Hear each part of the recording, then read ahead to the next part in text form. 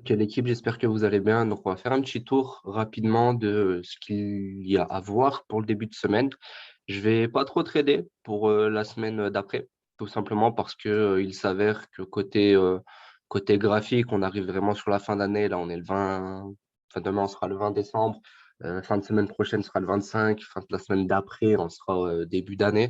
Donc, je ne sais pas si je referai un débrief semaine à ce moment-là ou si j'attends début janvier pour reprendre tout ça. Je risque plus de me focus et de rush côté crypto-monnaie à partir de demain, du moins sur les lives de fin de semaine et sur les gros lives, on va dire, qualitatifs en termes de contenu. J'en profite pour vous inviter tous sur Discord. D'ici la fin d'année, on va faire une espèce de petit concours qui peut être intéressant et sympathique pour tout le monde pour bien ouvrir l'année. Pareil, vu que on a décidé d'augmenter les tarifs, pour ceux qui n'étaient pas au courant, ben, on augmente nos tarifs pour la nouvelle année. Ça fait 2 ans maintenant et c'était déjà prévu. Je vais pas m'attarder là-dessus maintenant, mais on a pris la décision de le faire de manière progressive. Vu qu'on prend des étudiants une fois par trimestre, et ben, l'augmentation de tarifs se fera graduellement une fois par trimestre. Et les places aussi diminueront ben, par trimestre aussi. Donc, bah, le premier cycle, ce sera celui avec le plus de personnes et les informations seront données sur le canal entre demain, après-demain et les semaines suivantes jusqu'à la fin d'année. Donc, on vous invite vraiment à rejoindre le Discord qui est en bio, en dessous de la vidéo YouTube. N'hésitez pas à partager le contenu s'il vous plaît. Et si il vous plaît, pas s'il vous plaît, si il vous plaît. Et moi, c'est tout pour moi. Donc, on va commencer par le commencement. Commençons par GBP USD. Donc, au niveau du graphique, sur du H1, la semaine dernière a été assez folle honnêtement. Vendredi, le marché a donné de très belles opportunités. C'était très clair, très distinct. Honnêtement, le seul endroit où on aurait pu avoir un SL, c'était de ce côté-là. Donc ici, sur cette grande bougie, c'est la même chose côté GBP USD, c'est quasiment la même chose partout. Par contre, on se serait très bien rattrapé ici. Je suis pas revenu sur les graphiques depuis le dernier live, donc c'est avec stupeur que je me rends compte que le prix a bien réagi sur ma trendline. Et c'est assez cool, ou du moins, si je l'ai déjà vu, ben, honnêtement, je l'ai zappé. Donc, belle réaction de la part du prix, le prix qui a bien chuté derrière, réaction plutôt cohérente. Je vais tomber dans, on va dire, un petit conflit, entre guillemets, sur GBP USD, parce que sur du court terme, bah, je le vois toujours bien grimper, même si on est arrivé vraiment pas loin du tout du 1,34, on s'est arrêté au niveau du 1,33 800, 1,33 700. Donc, c'était aussi une zone cohérente. On voit ici qu'on avait un palier de ce côté-là et on aurait pu se limiter à ça pour notre TP, un 33 500. Ça aurait été cool, même très cool. J'ai un micro swing qui court encore dessus, mais bon, mais ça ne sera même pas comptabilisé. Je ne vais pas m'embêter avec ça. Donc maintenant, deux choix. Le premier choix, c'est bon, on a atteint notre palier et on continue la tendance baissière. C'est probable, mais c'est vraiment un choix qui ne me plaît pas du tout. C'est un choix que je ne vois pas cohérent puisque je verrais bien la reprise sur cette amplitude de canal, donc le bas jaune ici, et surtout autour vraiment du 1,34, 1,34 200, 300, enfin vraiment dans ce secteur-là, je verrais bien quelque chose. Ce serait cool. Et pourquoi pas même sur le mois, ben, aller chercher un petit peu plus haut en fin d'année, donc rusher un petit peu plus en fin d'année. Par rapport au rush, bah, j'ai ce graphique-là qui est toujours en place, toujours cohérent, et j'ai surtout ici, vendredi, qui est venu confirmer l'envie d'aller prendre les devants et de partir un petit peu plus haut. Je pense que ça doit être la même chose côté euro GBP JPY. Est-ce que j'ai un graphique un peu plus clair? Non, c'est lui le plus clair. Donc, côté JPY, GBP JPY, c'est plus ou moins la même chose. Donc, on est sorti, on a cassé notre palier, bim, super touche là-haut. Franchement, c'était un trade magnifique. Le prix est revenu ici et potentiellement sur l'ouverture de la semaine, ben, je vois le prix bien repartir parce qu'on a bien rejeté. On se rend compte que c'était une semaine où il n'y a pas eu de mèche, vraiment une clôture de semaine nette sans aucun souci. Donc, ça peut être plutôt intéressant et donc, mon envie reste toujours la même d'aller chercher sur le long terme ou du moins au moins sur du monthly et sur la fin de ce mois. euh, Bah, chercher un prix haussier, chercher vraiment le prix qui part à la hausse. Vis-à-vis de ça, est-ce que le prix se décide à dégager directement ou est-ce que le prix chute un petit peu plus? Côté GBP/USD, je trouverais cohérent qu'on aille chercher le 200 avant de partir. Ce serait vraiment top et ce serait la chose la plus cohérente. On serait toujours dans une dynamique de tendance haussière, des plus bas de plus en plus haut, à part ici, mais bon, c'est une mèche, donc on peut se dire que ça va. Et même en prenant la mèche, on reste quand même avec des plus bas de plus en plus haut, donc ça va. Ça voudrait dire qu'ici, on serait sur un palier cohérent et ça pourrait le faire et être top. Donc, avant de partir à la hausse, potentiellement, avoir un prix qui vient chercher cette potentielle zone, ça pourrait être quelque chose vraiment de cohérent.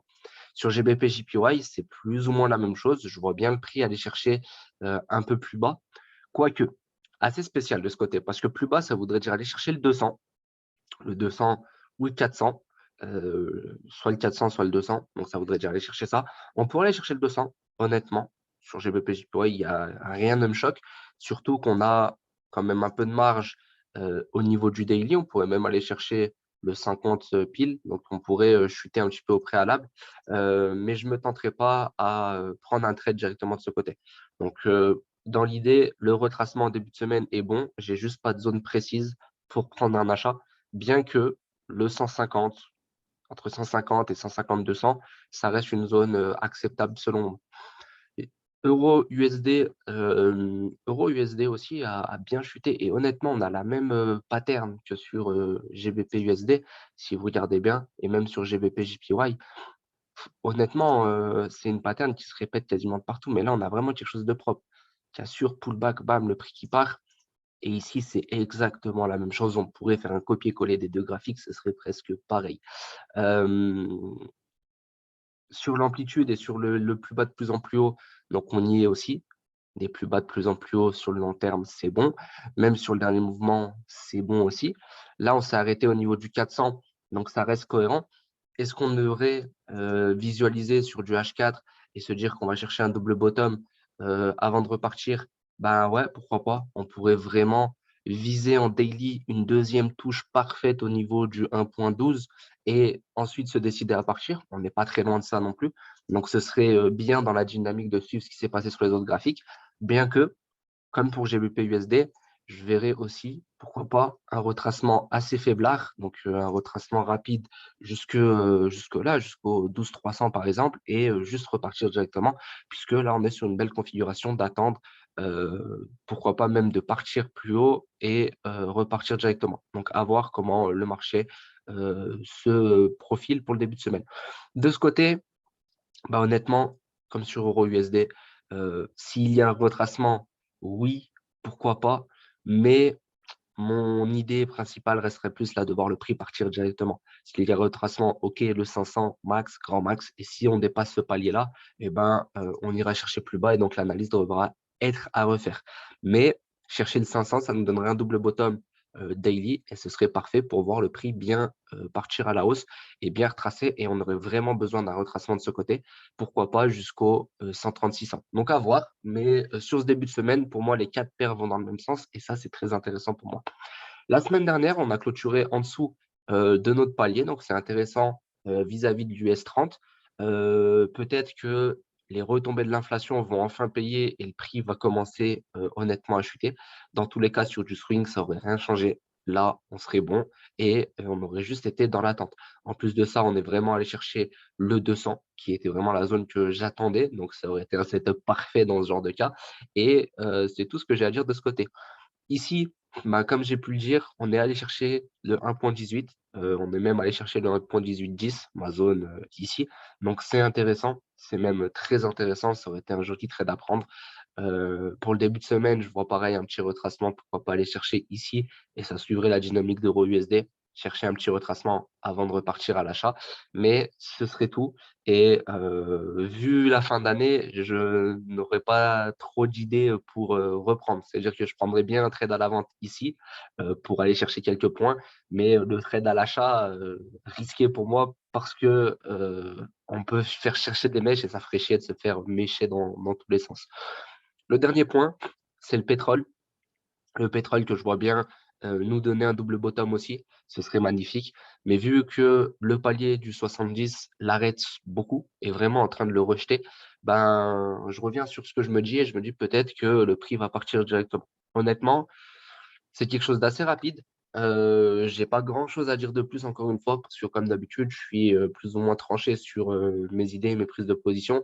Surtout que là, je traite pas sur mon compte principal, je suis sur un petit compte, donc bon, que je perde ou que je gagne, c'est pas ça qui va, rendre mon année, négative. J'essaye quand même de fournir des, setups de qualité et donner une information cohérente, ce qui me parle le plus. Mais, sur l'US 30, le gold, l'US oil, je vais pas me positionner. Donc, c'est des graphiques, je m'en moque un petit peu. Et sur les paires forex, ben, je vais attendre quelque chose d'assez safe. Mais finalement, vu que j'ai tout qui va plus ou moins dans le même sens, bah, je suis confiant. C'est juste que bah, je verrai sur le coup où est-ce que le setup tourne. Vu qu'on est en fin d'année, c'est assez spécial. C'est un petit peu comme l'été. C'est le moment où le prix peut faire un petit peu n'importe quoi, mais c'est de quelques points de plus. Et je suis pas du genre à me faire avoir ou à aimer me faire avoir sur ce genre de choses. Donc l'idée, selon moi, c'est vraiment de patienter et de laisser le prix faire sa vie. Je vais pas vous faire d'analyse BTC, ni LTC, ni Gold, ni rien du tout ce soir, tout simplement parce que plus tard dans la soirée ou demain, on fera le live sur les cryptos, donc avec le thème qu'on avait annoncé au préalable, Bitcoin vs altcoin, et mon avis, ma manière de fonctionner, comment nous on voit la chose, etc. Donc ça sert à rien que j'analyse ça maintenant, puisque je le ferai de l'autre côté. J'espère que ça vous a plu. Ça a été assez bref. Si vous voulez échanger, venez sur Discord le faire. Je vous souhaite à tous une bonne soirée, un bon début de semaine, une bonne fin de week-end et on se donne rendez-vous plus tard. Salut tout le monde.